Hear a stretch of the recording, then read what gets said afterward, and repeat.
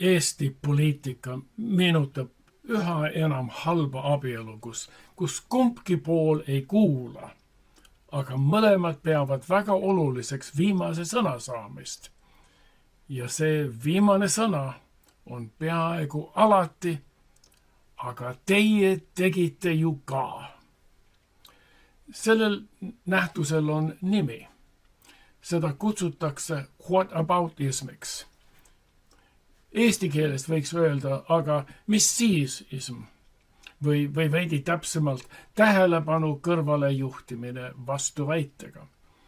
Selle loogika on lihtne. Kui keegi esitab kriitika, siis sellele ei vastata, vaid suunatakse jutt kõrvale, tuues mängu kellegi teise varasemad patud. Näiteks, miks maksud tõusevad?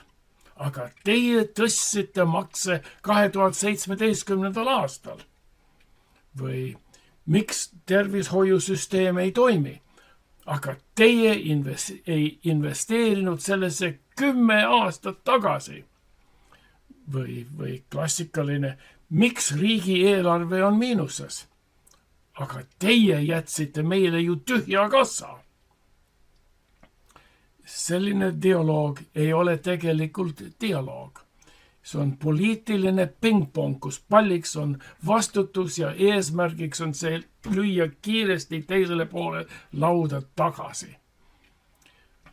Kui kuulate Riigikogu debatte või jälgida erakondade pressiteateid, hakkab silma üks muster. Küsimusele vastamise asemel antakse vastus kellegi teise kohta. Eesti Reformierakond süüdistab Eesti Keskerakonda majanduslikus vastutundetuses. Vastus, aga teie erastasite kõik, mis vähegi liikuda suutis. Keskerakond ründab Eesti Konservatiivne Rahvaerakonda retoorikat. Vastus, aga teie tegite venekeelsele valijale aastakümneid tühja lubadusi. EKRE süüdistab kõiki teisi süvariigis. Vastus, aga teie ministrid ei saanud isegi oma ametiga hakkama. Ja nii see läheb. Küsimus, vastus, kõrvalejuhtimine. Küsimus, vastus, süüdistus. Sisuline arutelu, seda tuleb tikutulega otsida. Ja kõige kummalisem on see, et kõik osapooled teavad täpselt, mida nad teevad. Keegi ei usu, et aga teie ka on päris argument. Aga see töötab. Vähemalt poliitilises mõttes. See mobiliseerib oma valijaid, hoiab emotsioone üleval ja annab võimaluse vältida ebamugavaid küsimusi. Tulemus on aga masendav. Poliitika taandub süüdistuste vahetamiseks, mitte lahenduste otsimiseks. Kujutame ette alternatiivset vestlust. Maksud tõusevad. Mida me saame teha, et see mõju leevendada?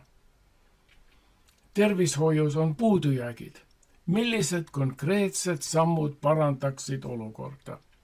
Haridussüsteem vajab reformi. Millised on realistlikud lahendused? Need on küsimused, mis viiksid edasi. Aga nende asemel kuuleme, aga teie alustasite seda. Aga teie tegite hullemaks. Aga teie ei teinud midagi. See on nagu vaadata kahte inimest, kes vaidlevad selle üle, kes süütas maja, samal ajal kui katus juba põleb. Poliitiline, aga mis siis ism, ei ole lihtsalt tüütu retooriline võte. See on süsteemne probleem, mis takistab otsuste tegemist. Kui iga kriitika vastatakse vastu kriitikaga, siis kaob motivatsioon üldse midagi parandada. Miks peakski, kui alati saab süü kellegi teise kaela lükata? Ja nii liigubki Eesti poliitika edasi nagu kiik. Kord on üleval üks erakond, siis teine. Riigikogu koosseis muutub, retoorika jääb. Süüdistused vahetuvad, aga mustrid korduvad. Avalik hüve, see jääb kuskile sinna kiige alla, kuhu keegi enam ei vaata.